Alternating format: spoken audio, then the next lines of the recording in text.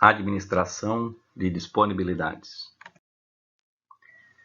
Disponibilidades são todos aqueles recursos que a gente tem dentro do balanço patrimonial que fazem parte do ativo circulante financeiro, seja aquele numerário mantido em caixa, o saldo bancário de livre movimentação e as aplicações financeiras que sofrem liquidez imediata, que podem ser rebaixadas imediatamente para a conta corrente.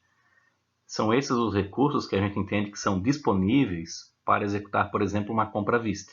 Eu não posso contar, por exemplo, com os meus estoques para fazer uma compra à vista, porque eles ainda não se transformam imediatamente em dinheiro. Mas a minha conta caixa, a minha conta bancos e as aplicações financeiras de liquidez imediata, todas elas viram dinheiro rapidamente e eu posso utilizá-las para efetuar uma oportunidade de compra que possa surgir junto a um determinado fornecedor.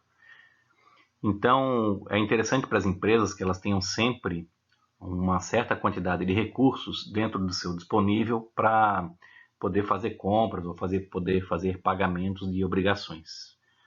Só que toda empresa, quando tem um baixo grau de disponibilidades, ela tem uma capacidade de solvência ruim. E quando tem um alto grau de disponibilidades, isso traz prejuízo para a rentabilidade. Então, deve existir um equilíbrio. As empresas devem estudar e administrar exatamente qual é o volume ideal de recursos que devem ficar nessas contas, caixa, bancos e aplicações financeiras de liquidez imediata. Porque se tiver poucos recursos nessas contas, ela não tem capacidade de pagamento imediato. Se tiver muito recurso nessas contas, ela tem prejuízo na sua rentabilidade. Já vista que dinheiro parado no caixa, por exemplo, não gera nenhum retorno, nenhuma rentabilidade. Então, essa administração de disponibilidades é que busca sempre um equilíbrio financeiro para a organização. Existe um princípio dentro da administração financeira de que a maximização da rentabilidade deve ser sempre alcançada por meio de atividades operacionais e não através de aplicações financeiras de alto risco. Então, o objetivo de uma organização, da sua existência, é ter lucro com suas atividades operacionais e não objetivando o lucro financeiro, de atividades financeiras, né? Então, a rentabilidade deve ter sempre mais focada nas atividades operacionais e menos nas atividades financeiras de alto risco. Uma empresa que tem eficácia na sua administração de recursos financeiros consegue ter um bom grau de rentabilidade sem prejudicar a sua liquidez de recursos dentro das suas disponibilidades. Essa administração eficiente do caixa, das suas disponibilidades, contribui de certa forma para a maximização do lucro das empresas. E é a tesouraria, que é o setor da organização, o setor da administração financeira, responsável pela administração eficiente do caixa. Existe uma série de contas que exercem forte impacto no caixa, como, por exemplo, contas a receber, a conta estoques, contas a pagar. Todas essas contas devem ter as suas atividades de compra, de estocagem de vendas coordenadas para que o impacto seja um impacto ideal e que não comprometa, né, a liquidez da empresa e muito menos a sua rentabilidade. A gente sabe que toda empresa, então, deve ter um saldo mínimo adequado, né, no seu caixa, para que nos seus disponíveis, para que ela possa exercer suas atividades de modo adequado. A gente sabe também que as empresas têm muitas incertezas nos recebimentos, porque muitas vendas são efetuadas e os pagamentos dessas vendas não são recebidos pelas empresas. Então, dessa forma, as empresas precisam ter uma necessidade de saldo em caixa para cumprir com suas obrigações do dia a dia. A gente sabe também que aplicações de liquidez imediata, que de uma certa forma geram liquidez para a empresa, né, elas têm rendimentos menores do que aplicações financeiras de longo prazo, prazos mais longos. Isso entra muito naquele conflito liquidez e rentabilidade. Enquanto o tesoureiro sempre vai dar preferência por aplicações financeiras de liquidez imediata, porque o tesoureiro está preocupado com a administração do caixa, o controller que está preocupado com a rentabilidade, que é um outro profissional da área de finanças, né, o controller que trabalha na controladoria, ele está mais preocupado com a rentabilidade do que com a liquidez. Então, ele sempre vai imaginar que os recursos devam ser aplicados em aplicações financeiras de longo prazo e não de curto prazo, né? Ou até mesmo que sejam aplicados dentro da organização, dentro do seu ativo permanente, como na compra de novas máquinas, para aumentar a capacidade produtiva, porque dessa forma aumentaria a rentabilidade da empresa.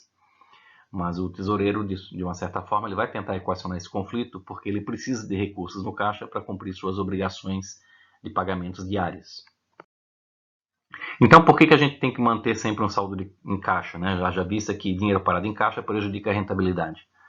Existe uma série de motivos.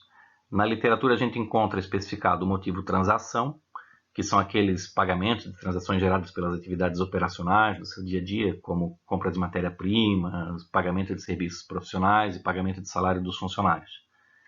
Existe também o motivo precaução, porque a empresa passa diariamente por necessidades de pagamento de eventos não previstos, como, por exemplo, quebras de máquinas, serviços de manutenção, ou até mesmo acidentes que podem ocorrer dentro de uma empresa, né? Há também o motivo especulação.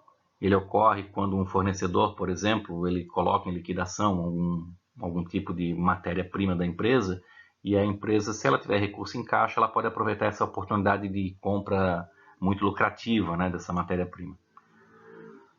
Outros motivos que também são listados, que justificam a manutenção do saldo em caixa, é a questão dos numerários em trânsito. Isso é chamado do float bancário.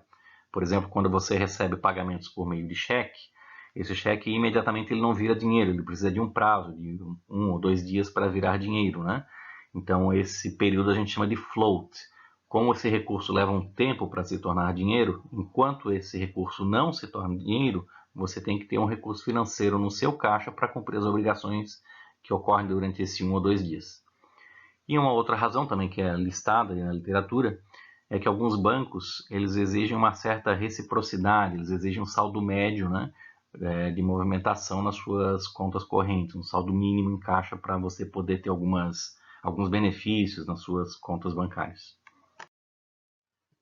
Um outro conceito importante dentro da administração de disponibilidades é o conceito do custo de oportunidade. Então, vamos entender melhor esse conceito.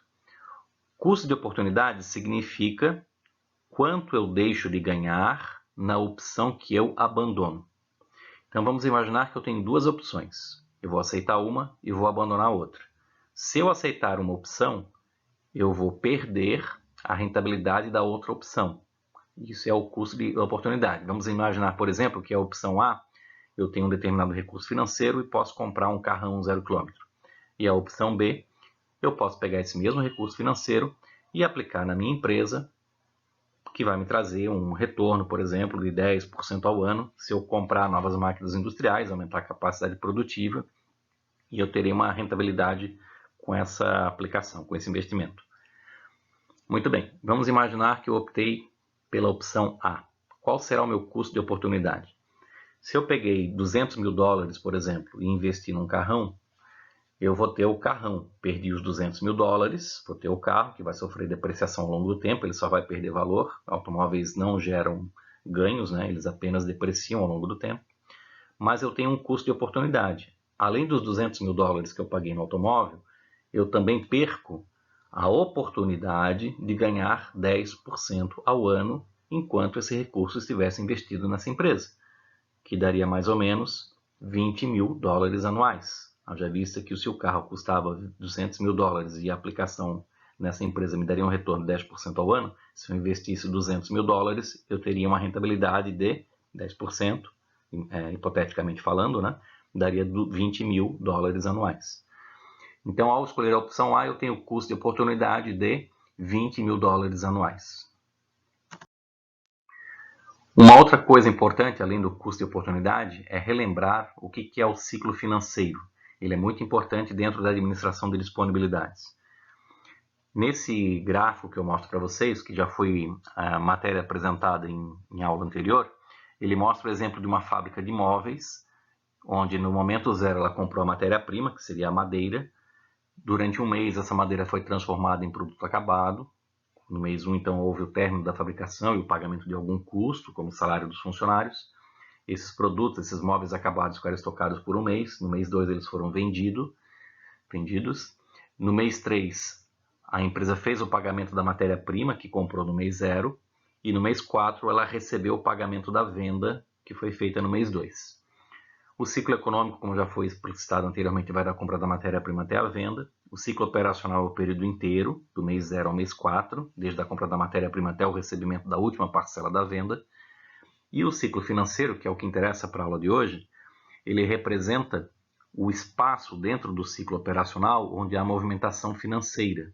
Então vocês verificam que no mês 0 até o mês 1 não há nenhum tipo de movimentação financeira. Foi feita a compra de matéria-prima, mas não houve nenhum desembolso.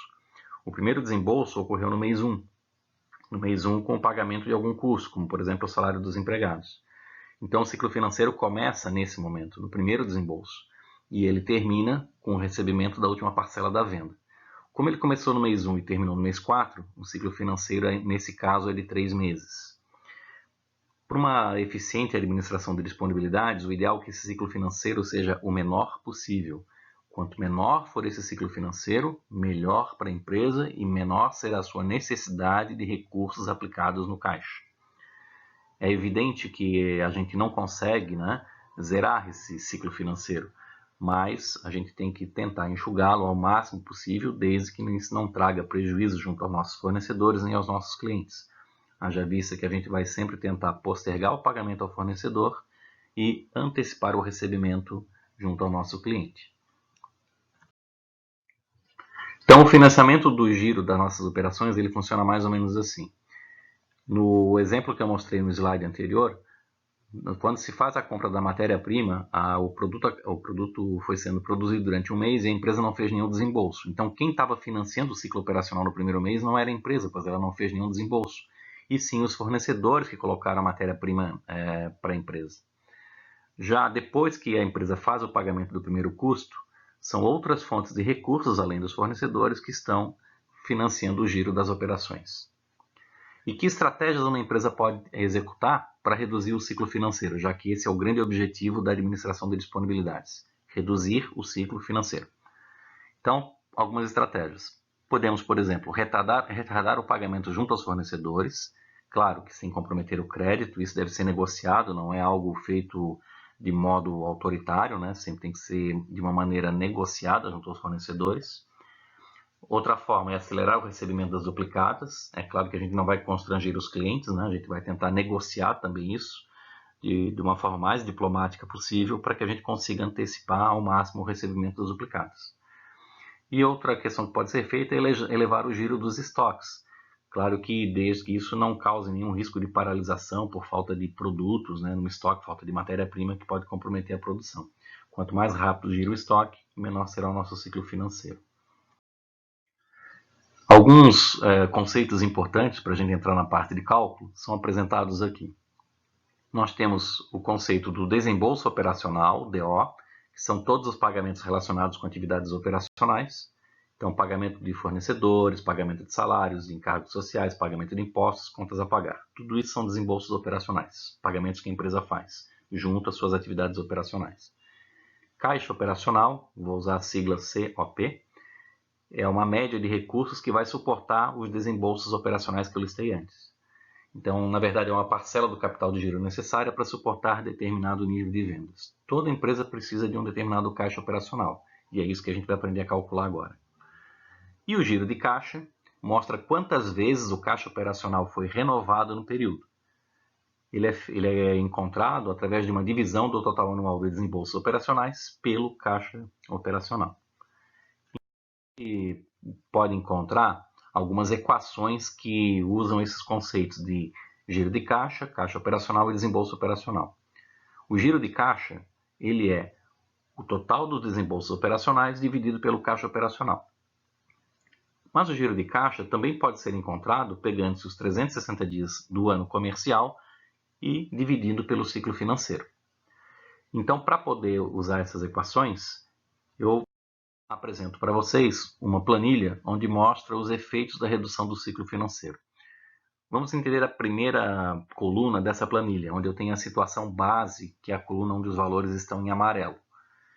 Dentro da situação base, vamos imaginar que a empresa tem um ciclo financeiro de 135 dias, desde a compra da matéria-prima, desde o pagamento do primeiro custo até o recebimento da venda, 135 dias.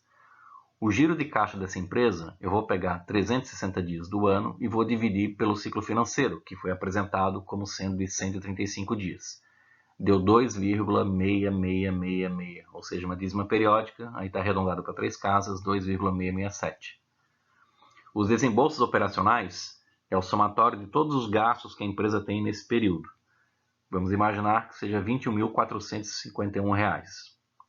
O caixa operacional é dado pela forma desembolso operacional, 21.451, dividido pelo giro de caixa, que a gente calculou que é 2,667. A divisão dá R$ 8.043. Essa é a necessidade de caixa da empresa. É esse volume de recursos que a empresa tem que deixar disponível no seu caixa para cumprir as suas obrigações diárias. Porém, se a empresa ela faz essa opção, ela tem um custo de oportunidade. A gente sabe que se a empresa opta por deixar R$ 8.043 parados na sua conta caixa, ela fez uma opção. Esse recurso saiu de algum lugar. Saiu, por exemplo, de uma aplicação financeira que lhe rendia, aqui exemplificando, 22,4% ao ano. 22,4% ao ano de 8.043 representa R$ 1.802. Então, esse é o custo de oportunidade. Quanto a empresa deixa de ganhar na opção que ela abandonou. Se ela optou em deixar R$ 8.043 no seu caixa, ela abriu mão de ganhar R$ 1.802 de juros. Então, essa é uma situação base. O que aconteceria se nós adotássemos uma estratégia, que é apresentada na situação 1, de redução do ciclo financeiro de 135 dias para 120 dias? A gente vai ter uma sensível alteração nesses cálculos. Veja o que acaba acontecendo. O giro de caixa é 360 dias dividido pelo ciclo financeiro, que agora é 120. 360 dividido por 120 dá 3, ou seja, o caixa gira 3 vezes durante o ano. O desembolso operacional continua sendo o mesmo, pois eu estou falando da mesma empresa, então R$ 21.451. O caixa operacional tem uma sensível diminuição. Vejo que o desembolso operacional de 21.451 dividido pelo giro de caixa, que a gente encontrou igual a 3, fazendo a divisão, 21.451 dividido por 3 dá R$ 7.150. Veja que a necessidade de recursos em caixa ficou menor. Então, antes a empresa precisava de R$ 8.043 em caixa, a situação base, e agora, em virtude da redução do ciclo financeiro, basta que essa empresa tenha no seu caixa R$ 7.150. Com isso, há uma redução do custo de oportunidade, pois se ela vai deixar R$ 7.150 no seu caixa, ela está abrindo mão de uma rentabilidade em cima de R$ 7.150, que estaria uma aplicação financeira lhe rendendo 22,4% ao ano, ou seja, que lhe renderia R$ 1.602. Então, nessa situação 1, em relação à situação base, a empresa teve uma redução no seu caixa operacional de R$ 893, ou seja, 8.043 da situação base, menos 7.150 da situação 1 que a gente acabou de calcular. E o benefício anual que essa empresa tem, no caso aqui, é apresentado de R$ 200. Por quê? Porque o custo de oportunidade era de R$ 1.802 e agora baixou para R$ 1.602, ou seja, teve uma redução de R$ 200. Então, esse é o benefício apresentado nessa situação 1 em relação à situação base. Porém, num outro estudo, que aqui é chamado de situação 2, vamos imaginar que a empresa conseguiu uma redução mais brusca ainda do ciclo financeiro para 80 dias. O giro de caixa ficou 360 dividido por 80 dias, 4,5. O caixa está girando mais rápido do que a situação base. A situação base é 2,666 e a situação 2 agora é 4,5. Cada situação de análise sempre é comparada com a situação base. Eu não posso comparar a situação 2 com a situação 1, porque elas são fictícias. Eu comparo sempre uma situação imaginária com a situação real, que é a situação base. Então, na situação 2, que é uma situação projetada, uma situação imaginária, eu vou tentar verificar o que acontece na minha empresa se eu conseguir reduzir o ciclo financeiro para 80 dias.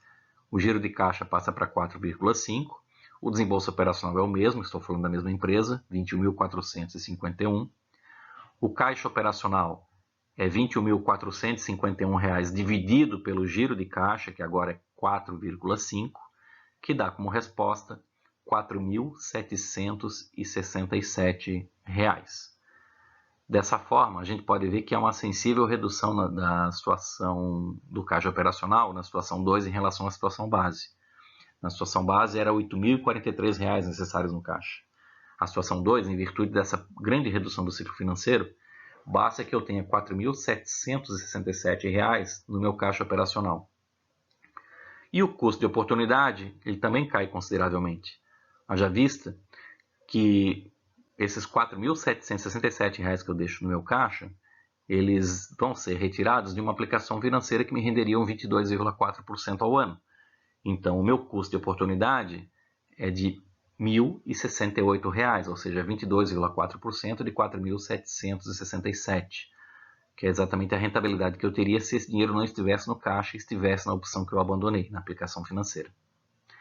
Então, comparando a situação 2 com a situação base, nós verificamos que o caixa operacional teve uma redução de R$ 3.276, ou seja, R$ 8.043 da situação base menos R$ 4.767 da situação 2, resultando na redução do caixa operacional de R$ 3.276. E o custo de oportunidade, ele também reduziu, trazendo benefício para a empresa de R$ 734. Haja vista que na situação base o custo de oportunidade era de R$ 1.802 e na situação 2 ele é menor, é de R$ 1.068. Então o benefício anual é a diferença entre o custo de oportunidade da situação base com o custo de oportunidade da situação 2, ou seja, 1.802 menos 1.068, que se traduz no benefício anual de R$ 734.